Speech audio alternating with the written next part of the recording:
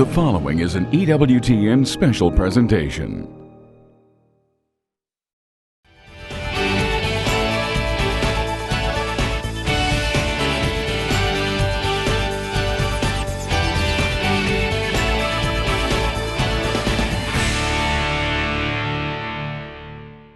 It's now my pleasure to introduce to you Dr. Philip Jenkins. Dr. Jenkins did his studies at Cambridge University and then later became Sparks Professor of Culture at Pennsylvania State University and then the Distinguished Professor of History at Baylor University. I just have to tell you that Baylor University is stockpiling majorly good people in the area of faith and science and culture. So, boy, that's a place. In any case, Dr. Jenkins has published many books, and he's just really been at the heart of this idea of faith and culture. One of them, of course, I think The Lost History of Christianity, many people know. He's got also the book, The New Christendom, The Coming of the Global Christianity, and finally, The Great and Holy War. He's going to be speaking to us today about elements of culture that will lead to a thriving faith. So, Dr. Jenkins, thank you very, very much for being here.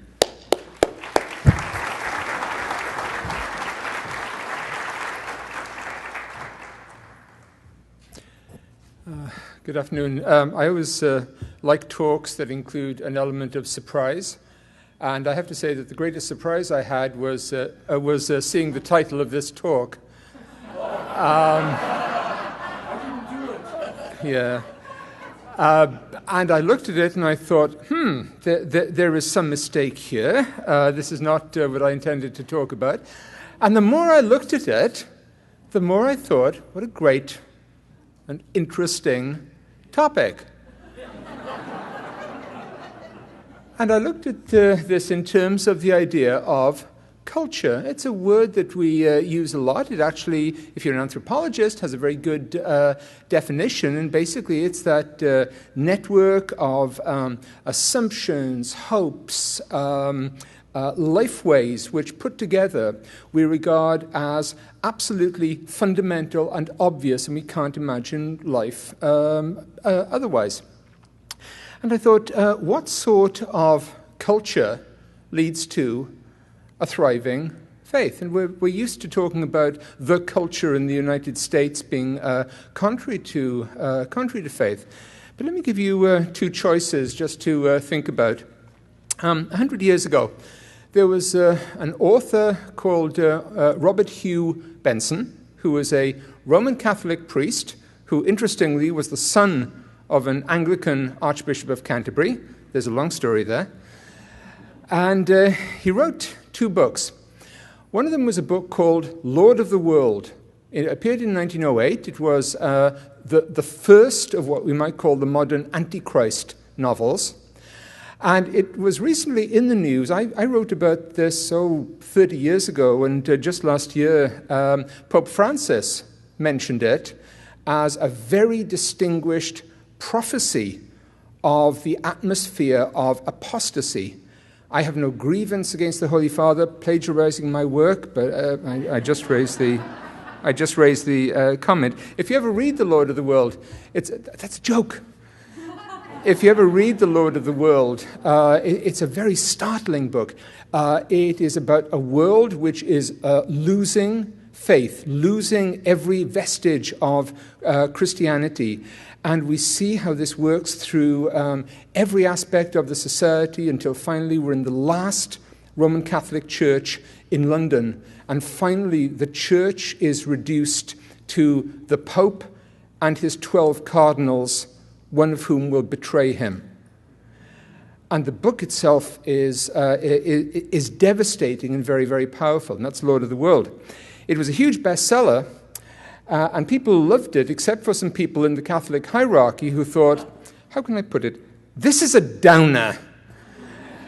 And so his next book was called The Dawn of All, which is a Catholic utopia.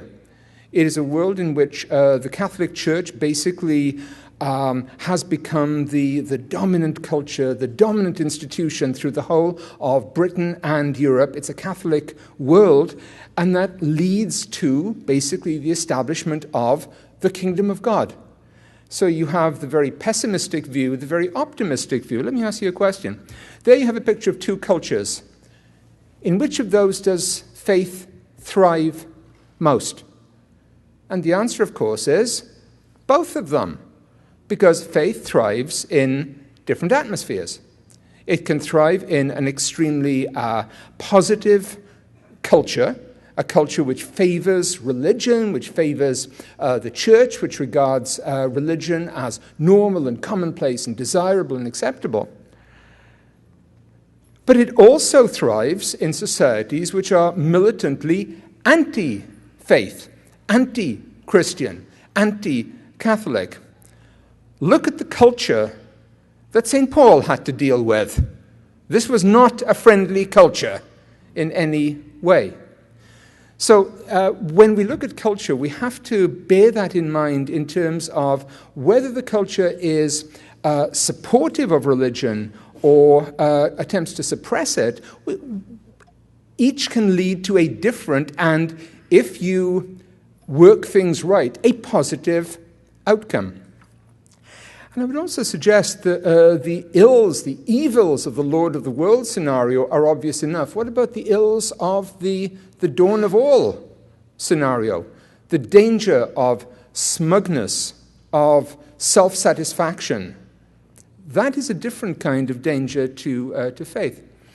In my talk on Saturday, I'll be talking about religion in a couple of different areas of the world, and the sharp decline in Europe versus the astonishing growth of faith in Africa. And Africa is very interesting. There is something about African culture which has created a really remarkable explosion. How remarkable is it? Well, let me put it this way. In 1900, there were approximately 2 million Catholics in the whole of Africa.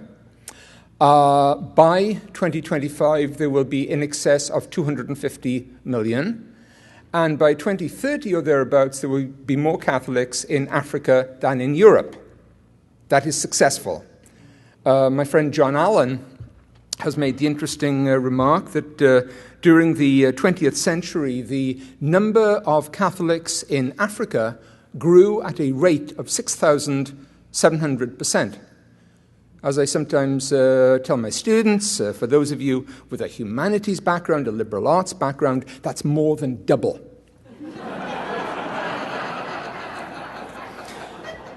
You will see surveys from different African countries which are very striking. There was one very shocking one from Nigeria a couple of years ago, which suggested that the proportion of Nigerians who regarded God as a significant factor in their lives was 98%. That was truly shocking. But a new poll the year after put it at 99%. And so people felt that was much more likely to be plausible. What is it about a continent like Africa, a continent that is struck in so many different ways by violence, by poverty, by deprivation? What is it that leads to such an amazing growth of religion? And I would suggest in many ways it is part of the idea of a culture which emphasizes organic community, family, connectedness, that accepts these ideas, that accepts both horizontal and vertical dimensions of life as absolutely basic, which are not necessarily connected with material goods. I was once listening to the Anglican primate of Central Africa, who was making a remarkable statement about the difficulties of his life. I'm sure many of the clergy in the room will be able to identify with him. He was saying how hard it was. Every Sunday he would be invited to a new area where he would be asked to consecrate a new church, and he would turn up, and then they would say, "Oh, Archbishop, while you're in the area, couldn't you consecrate another new church?" And there'd be hundreds of people along the roads, and sometimes they'd get you to do a third new church. I'm sure you've all dealt with these problems week by week. Right. He also said two other things. None of his clergy had been paid in 6 months, and he'd never yet presided over a funeral where there were fewer than 12 to 15 bodies. So you think of the spiritual upsurge and the amazing material deprivation, and you put those two together, and you think you are dealing with, if you like, a spiritual culture that is remarkable, and it's very different from other parts of the world. Although, one does not want to reduce culture and cultural assumptions to assumptions about sexuality. Often they represent a sizable marker in what people think. You look at the United States, where literally just in the last, 10 years, same-sex marriage has become an absolutely fundamental concept of human right.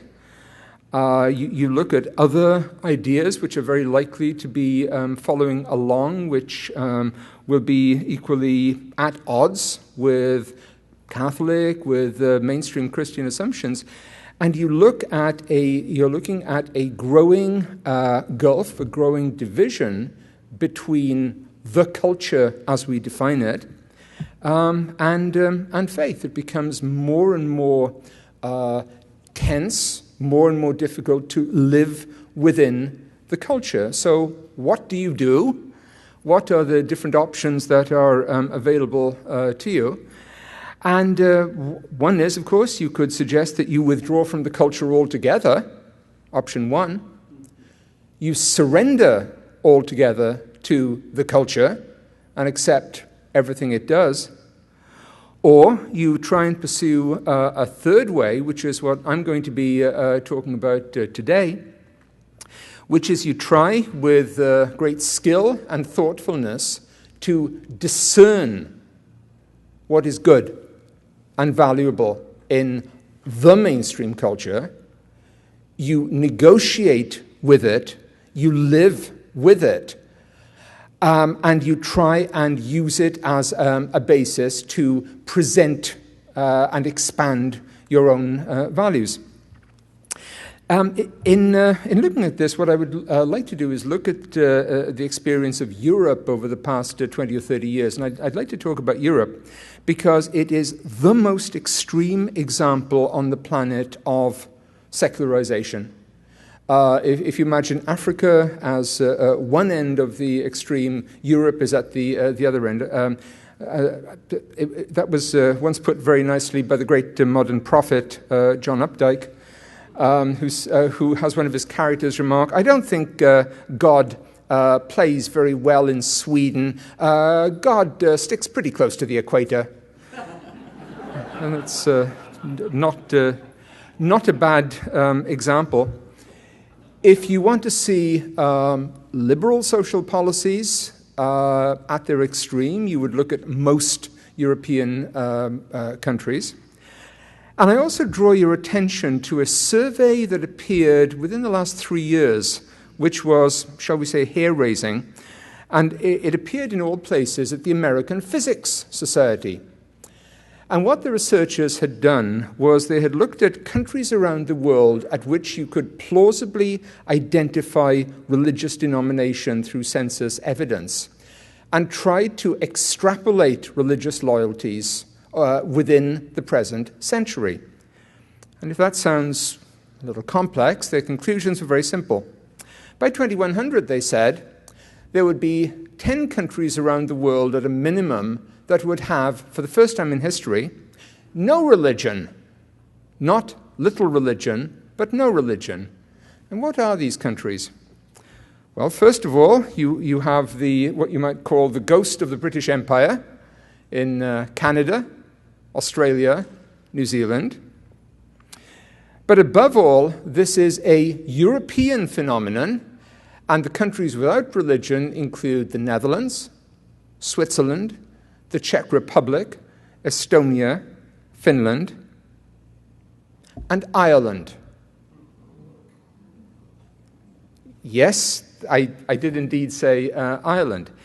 If you extrapolate present trends of religion and religious loyalty within Ireland, then it ceases to have religion by the end of the century, which is striking. And if that seems implausible, I would draw your attention to some other countries in Europe where, for example, France no longer has a Catholic majority. The last figures show about 48% Catholic, but they're falling almost too fast to count. There are some interesting gauges of secularization and how they interact with the wider culture. By far the most important ones for me concern issues of family. And here I'm not talking about same-sex marriage, I'm not talking about homosexuality.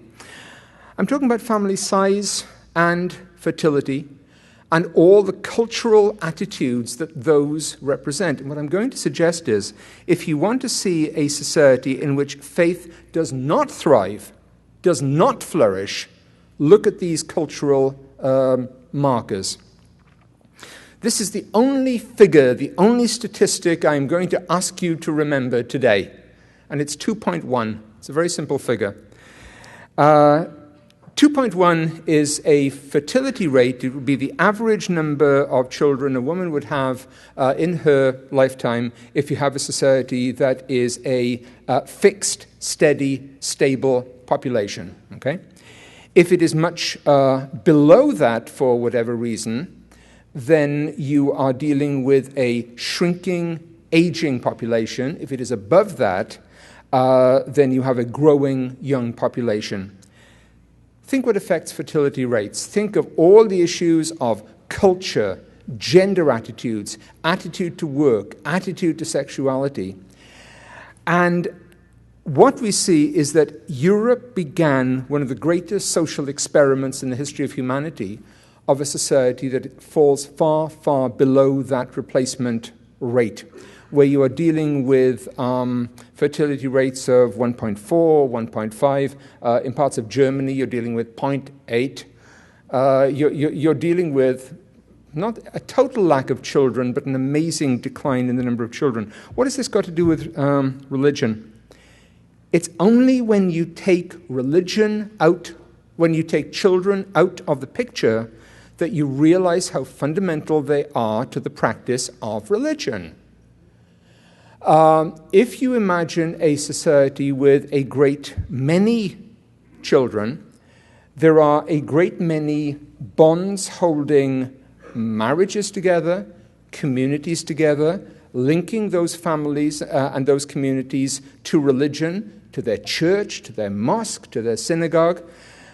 There are so many reasons why people are tied to notions of tradition, passing things on to the next generation, to future generations. The motto of present-day Europe, on the other hand, appears to be posterity. What has it ever done for me? I would suggest that you have a wonderful gauge, a cultural gauge, if you like, of secularization and a society in which faith does not thrive in that. So we look at Europe, and we have, I would suggest, a culture that is what I've described as a malarial swamp for religion. It is a society in which no particular religion seems to thrive. And we then raise the question, what do Christians do, what do Catholics do in a society like this? They are not reasonable bet they're not going to be able to get the fertility rate up at all significantly.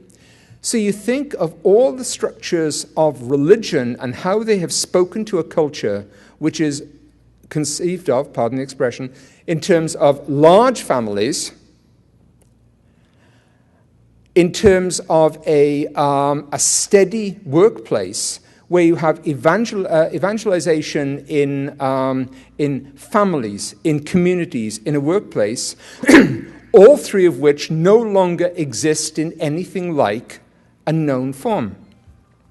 And that's why we get to something which is one of the great themes of particularly today's presentations, which is that of the new evangelization, which can be summarized very easily as adapting evangelization to a culture which in many ways seems absolutely hopeless. If you can no longer rely on the mass church, the church where everyone in the community goes to church on Sunday, you cannot reach them in their workplaces because they no longer work in large mines and mills and factories and offices. They probably no longer work in the same job for more than a year at a time, maybe 6 months. You can no longer get them through schools and children's activities. How do you restructure your activities to restore faith in that culture? Let me suggest something to you. Successful evangelization is a way of building on, of exploiting the culture that you are facing. You cannot wish that it was something it was 30 years ago. How do you do that realistically?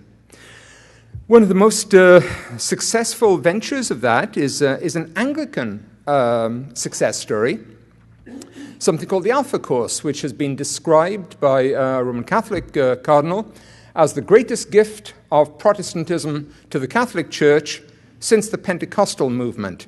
You can imagine that sentence with "discuss" written after it. What is the Alpha Course? It assumes horizontal networking. It assumes that I will speak to you, you will speak to him, he will speak to her. We will draw people together for these informal settings over the inevitable pasta. And most important, it assumes no knowledge, no background whatever. We start absolutely from phase one, and over a series of meetings, over a series of dinners, you try to move people along, these isolated, atomized individuals who the churches thought they could never reach, to declarations in Christ. Many of the best-known examples, of course, of new evangelization are Catholic. They're the new ecclesial orders. And what they have tried to do is, again, to assume that the idea of the mass church is no longer quite as feasible as it was. They haven't given up on it altogether.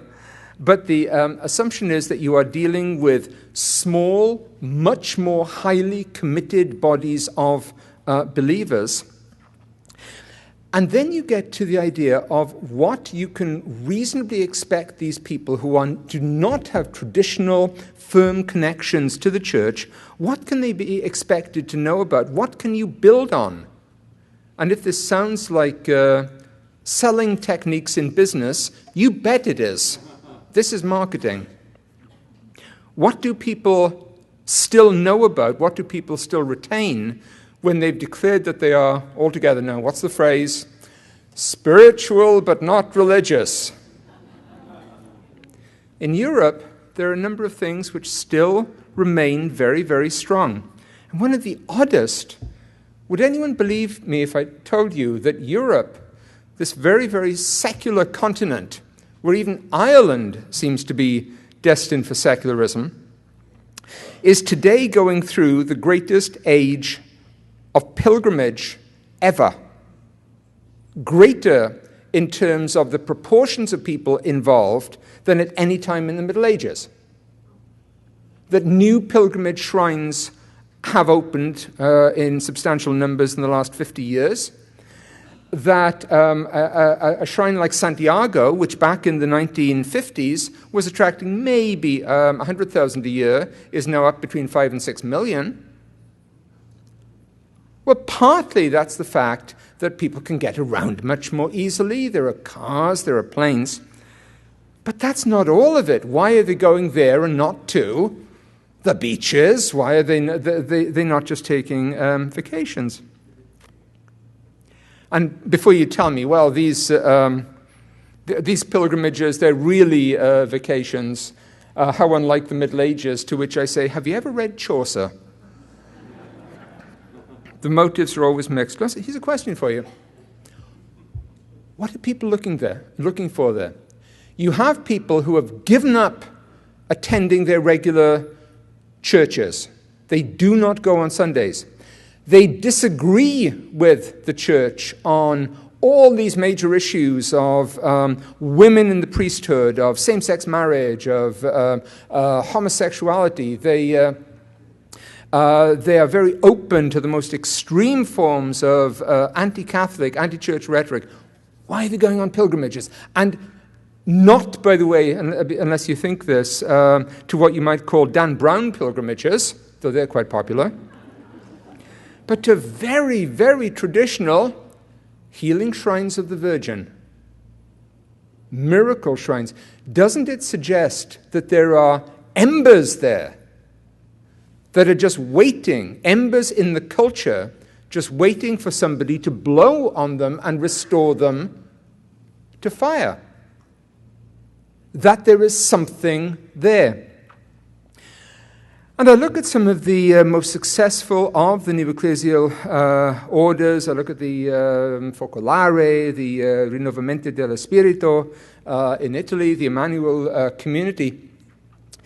And they are so successful in presenting very traditional core ideas of faith, but using the most modern forms of presentation, and using network methods of evangelization radically different from what Pope Benedict described as the old mass church. The old mass church, he said, was a lovely thing, but it was not the church's only way of being. And no, it was not. That was appropriate for one particular culture. These ideas are appropriate for another. You know, the church is, if they are wise, they have one overwhelming weapon, which is they know their history. You know, I forget who it was said, one of the great characteristics of the Roman Catholic Church is you can tell when the world is about to adopt an idea, because that's the point at which the Catholic Church gives it up. And when you look at the situation of Europe today, you look at the church's leadership and you look how absolutely rooted in history they are, and at different ways of responding to culture. Why is Pope Benedict Benedict? Well, obviously, he was harking back to that last great Benedict in the First World War, who tried to restore a Europe that seemed lost in material and moral bankruptcy. That's why he chose the name. How could he have done anything else? But when you look at John Paul II, when you look at Benedict XVI, you realize how absolutely rooted they are in the history of the Catholic Reformation of the 16th century, of a church that appeared to have died, that had lost its relevance to Europe, that had dropped out of the culture. And how is it restored? How? New forms of organization, new religious orders, a new emphasis on absolute core ideas of the church, above all the Virgin Mary. If there is a consistent theme there, if you like, another ember that is awaiting, bursting back into life. That's the other one besides pilgrimage. And the other one is this aesthetic sense, which even the most dyed-in-the-wool, rigid atheist, Richard Dawkins, I'm looking at you, would still admit was the greatest achievement, what they would see as the greatest achievement of Christianity, that contribution to high culture, to art, to architecture, to music. I'll tell you about an experiment that has been astonishingly successful in some of the Scandinavian countries where culture has become most secularized. Finland is one of the most secular countries in the world.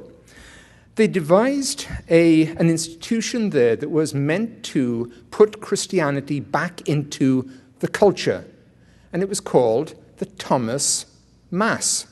Well, obviously it was dedicated to Thomas because he's the saint that doubted, who is the best patron saint for modern Europe. And what you do, St. Jude possibly, what you do in a Lutheran country that has these distant cultural memories, you take all the young people in the local universities, and different groups bring their particular artistic, literary contributions to what they call a Mass, which is a grand liturgical celebration involving spontaneous music, involving icons, involving so many Catholic and Orthodox ideas. But in other words, is taking those traditional ideas of culture and using them to revive faith in a country where it is a very, very hard sell indeed. And it might be the only successful venture. I mentioned the idea of discernment. What do Christians do in a society in which the culture appears to be completely toxic? And sometimes you look at culture in this country or Europe, and you think, yep, it's finally gone beyond the pale. And then something happens, and you look at it in Europe. Let me make a suggestion to you.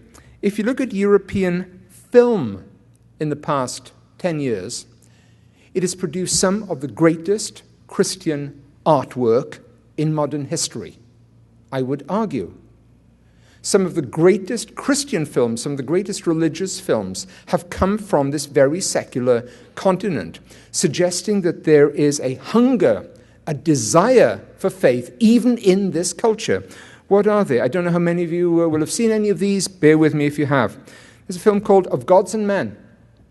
It tells the story of the 7 Trappist monks who remained in Algeria all the way through the Civil War when they were eventually murdered by Islamist guerrillas in 1996. If you want to see the best portrait of sanctity in film, and maybe in pretty much any other form of art, may I recommend this to you? If you want to see one of the greatest portrayals of monasticism and sanctity, look at the Russian film, The Island, produced probably 10 years ago. I always say, if they'd had cameras back in the 10th century, this is the film they would have made. This is the film about a healing monk, and it is one of the great Christian films. I personally am a great lover of a film set in my homeland of Wales called The Gospel of Us, which is basically an extended passion play that takes over a whole Welsh town for its scene, and is just a brilliant, moving effort. But what I'm saying about this is what each of these has in common is it's made in secular Europe in the most aggressive, unapologetic way. What's this film about? It's about a monk with healing powers. That's how far we're prepared to accommodate the modern world. And secular film critics love these films. They don't necessarily understand them. I've actually, some of them, they'll watch these and they'll make statements that are so, what's the technical theological term? Dumb. That I've actually suggested a new technical thing for filmmakers, a closed captioning for the religiously impaired. It's a communion scene. And even in the United States, I don't know how many of you have ever seen a film starring Martin Sheen called The Way, a film about the pilgrimage to Santiago, a wonderful film. But what are they making films about? Are they making films about churches scrambling to catch up with the culture? No. They're saying, this is our culture. We are presenting it to you. It is a culture of sanctity and sacrifice and monasticism and martyrdom and pilgrimage and passion plays, a whole set of modern ideas, presenting it in those uncompromising ways. So what I'm suggesting is different cultures can create atmospheres in which faith thrives. But faith can survive in the culture of the dawn of all, but it can also thrive under the Lord of the world. And that's a lesson I'd like to give. And I thank you very much.